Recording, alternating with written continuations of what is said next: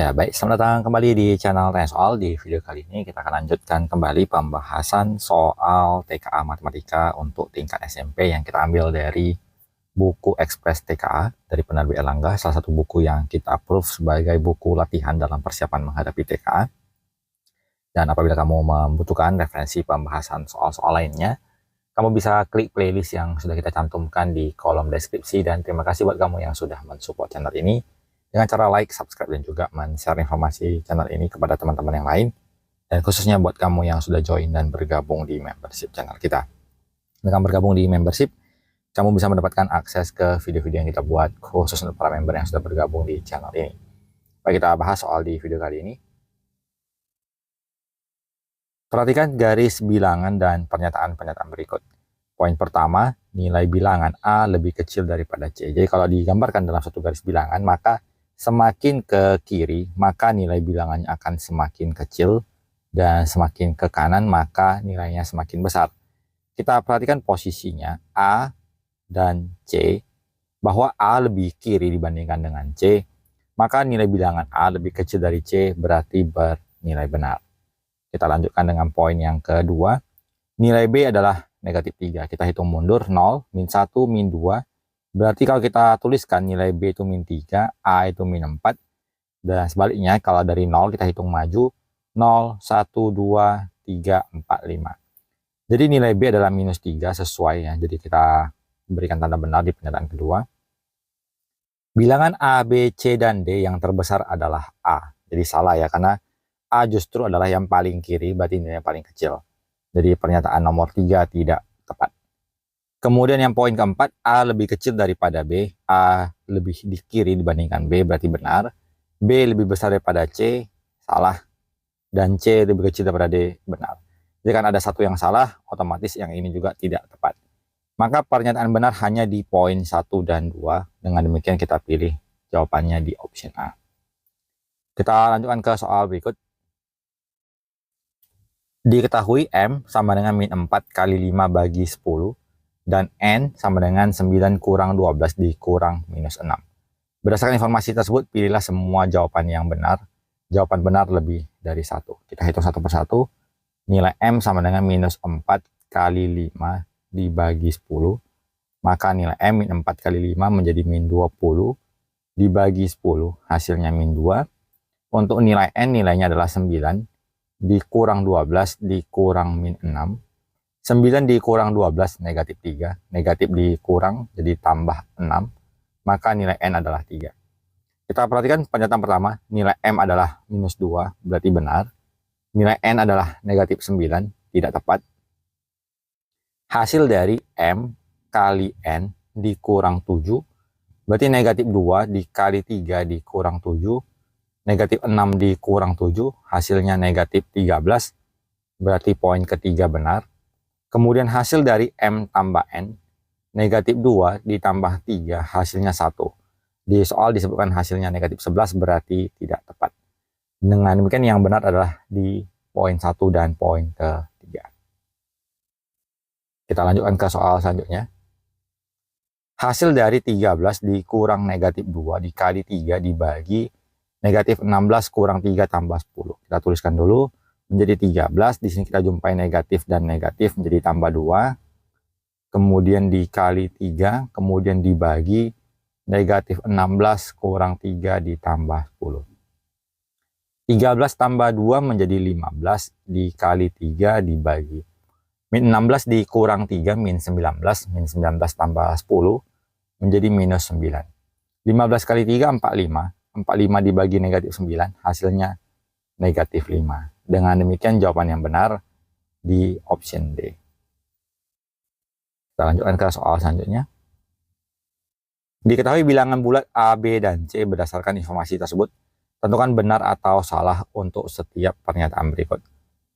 Pernyataannya adalah A tambah B sama dengan B tambah A, sehingga berlaku sifat komutatif pada operasi penjumlahan. Ini sifatnya benar.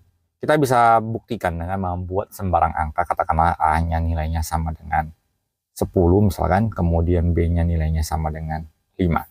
Berarti kalau kita jumlahkan A tambah B berarti 10 tambah 5 hasilnya 15. Sementara kalau B tambah A berarti 5 tambah 10 juga hasilnya 15.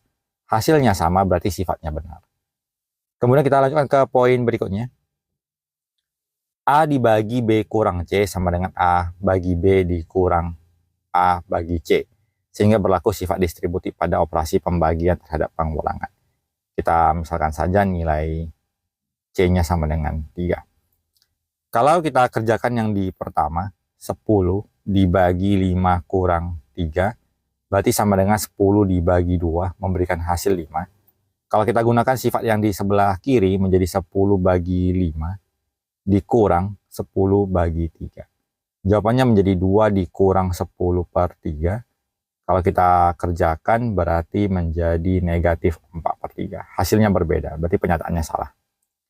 Kita bisa lanjutkan yang di poin ketiga, A tambah B tambah C dengan A tambah B kemudian tambah C. Ini sifatnya benar, kita bisa buktikan. Misalkan tadi 10 ditambah 5 tambah 3, jadi 10 ditambah 8, hasilnya 18. Kita bandingkan dengan 10 ditambah 5, kemudian ditambah 3. 15 tambah 3 hasilnya 18. Jadi terbukti bahwa pernyataan tersebut bernilai benar. Kita lanjutkan ke soal selanjutnya. Bu Hesti menjual 2 kotak telur. Setiap kotak berisi 60 butir telur. Jika 90 butir telur telah terjual, banyak telur yang tersisa adalah titik-titik. Jadi mula-mula kita tulis. Mula-mula dia memiliki 2 kotak telur yang isinya 60, berarti 2 kali 60 menjadi 120 butir telur. Kemudian yang terjual sebanyak 90, kalau kita kurangkan, berarti yang sisa adalah 120 dikurang 90, sisanya adalah sebesar 30. Jadi kita pilih jawabannya di option B. Kita lanjutkan ke soal selanjutnya. Operasi tanda pagar nyatakan dengan kalikan bilangan pertama dengan negatif 6, kemudian tambahkan dengan setengah bilangan kedua. Berdasarkan informasi tersebut, tentukan benar atau salah untuk setiap pernyataan berikut. Jadi kalau kita ibaratkan misalkan dengan A tanda pagar B, itu kalimat soalnya adalah kalikan bilangan pertama dengan minus 6, berarti A dikali minus 6, kemudian tambahkan dengan setengah dari bilangan yang kedua.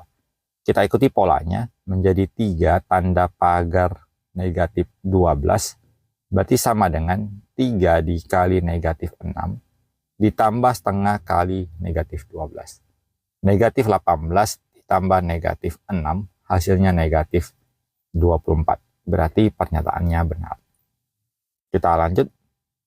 Negatif 5 tanda pagar 8, hasilnya berarti negatif 5 dikalikan dengan negatif 6, ditambah setengah kali 8, menjadi 30 ditambah 4, hasilnya 34. Katanya hasilnya berupa bilangan bulat positif, jadi jawabannya adalah benar. Kita lanjutkan, kali ini A-nya negatif 4, tanda pagar negatif 6, berarti menjadi negatif 4 kali negatif 6, ditambah setengah kali negatif 6. 24 dikurang 3 hasilnya 21. Berarti pernyataannya salah. Kita lanjutkan ke soal selanjutnya. Perhatikan teks berikut untuk menjawab soal nomor 7 dan 8. Terdapat 4 gelas yang diberi nama gelas P, Q, dan R dan S. Gelas P berisi air setengah bagian. Suhu air pada gelas P adalah 16. Gelas P dimasukkan ke dalam lemari pendingin, sehingga suhu air turun 7 selama 30 menit. Kemudian air tersebut dipindahkan ke gelas Q. Gelas Q dimasukkan ke dalam lemari pendingin yang sama, sehingga suhu air turun 12 Celcius. Kemudian air dipindahkan ke gelas R. Gelas R dibiarkan di suhu ruangan selama 20 menit, sehingga suhu air naik 4. Kemudian air tersebut dipindahkan ke gelas S. Jadi kita ibaratkan kondisinya dari P, Q, R, dan S. Disebutkan awalnya suhu gelas P adalah 16.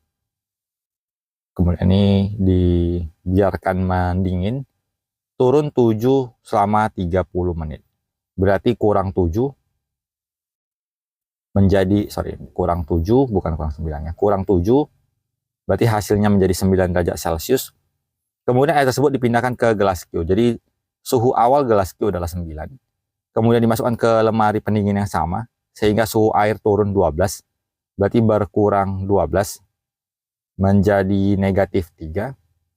Kemudian dipindahkan ke gelas R, berarti di awal gelas R-nya min 3. Dibiarkan di suhu ruang selama 20 menit sehingga naik 4. Berarti min 3 naik 4, suhunya menjadi positif 1. Kemudian dipindahkan ke S. Jadi suhu di S adalah sekarang menjadi bernilai positif 1.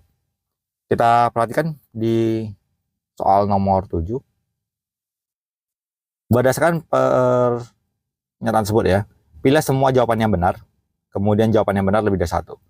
Besar suhu akhir di gelas P 16, jadi seharusnya dia 9, berarti tidak tepat. Suhu awal di gelas Q adalah 9, jadi benar. Suhu awal di gelas R minus 2, salah karena seharusnya minus 3. Suhu akhir di gelas S 1, benar.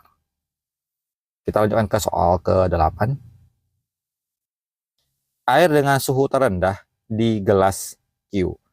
Kalau kita perhatikan, yang tercapai di gelas Q adalah di negatif 3. Jadi benar ya, kita cantumkan benar.